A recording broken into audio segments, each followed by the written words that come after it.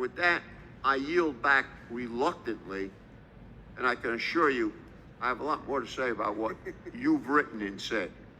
I hope I get that opportunity, Mr. Chairman. Mr. Chairman, may I respond to some of these comments, please? Go ahead. Because I know they are all directed at me. At no point did I call anyone on this committee or any member of Congress a communist, and I resent the fact that it's being implicated that I did. What I was talking about by saying the green agenda is communist in nature is this.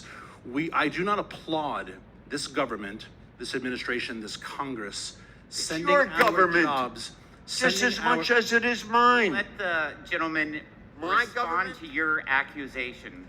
I'm sorry? Go ahead. I do not applaud sending American jobs overseas in the name of a green agenda. America used to be the second largest coal producer in the world. We are now fifth. Why? Because we have closed more than half of our coal jobs. World coal supply is going up. So what are we saying? We are saying we need more coal, but it's not going to come from America. I stood with Navajo elders in Northwest New Mexico who looked at me and said, in one of the most difficult conversations I've ever had, because we were fighting to keep that coal mine open. And he looked at me and said, this is what you white people do to us all the time. You sent us to this reservation. It wasn't our land, but you put us here. But we found coal, and with that coal, we built the entire Southwest. And now the green energy has come, and now you tell us no more coal, and you plunge us back into poverty. I have stood with mayors in small towns of West Virginia where they look at their entire city that has been, their entire small town that has been decimated. This gentleman has the floor. When any witness is ever attacked by one of these colleagues, I think that he needs that opportunity. So go ahead, Mr. Chairman, excuse me, but I believe Mr. Pascrell said that his comments were not directed at any one person on the panel in particular. That's not how I saw it, Mr. Well, Turner. that's your opinion, but Mr. Pascrell. You're not recognized, Ms. Sanchez.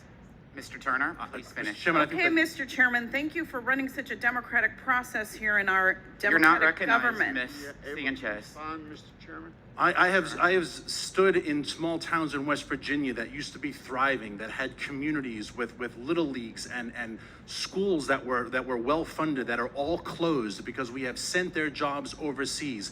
There are billionaires who fund green groups in this country that invest in foreign coal, and they will tell you that they will be damned if a man in West Virginia works in a coal mine, but a 9-year-old girl in Malaysia or Indonesia or China, they have absolutely no problem with. And so when I call the green movement communist in its nature, maybe that is being too gentle of a term. What it is doing to rural America, oil jobs, coal jobs, fracking jobs, no one is asking them how they are paying for gas, how they are paying for 30% prices in food, 15% prices in consumer goods. They are absolutely and categorically denied. And I respect the gentleman at the end of this table who's saying the jobs that will come, that will come. But the fact of the matter is the futurable is very different than the actual. Right now, rural American and rural American energy workers are struggling tremendously, and they are being ignored. Thank you, Mr. Turner. Chairman, may I Mr. Ferguson, respond, you're Mr. recognized. Chairman?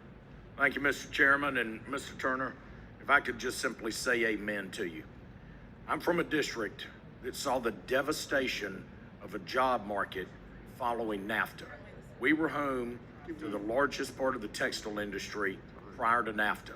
And because of decisions in DC, we lost a generation of workers and we plunged more people into poverty because the insensitive nature of decisions that are made in Washington, DC.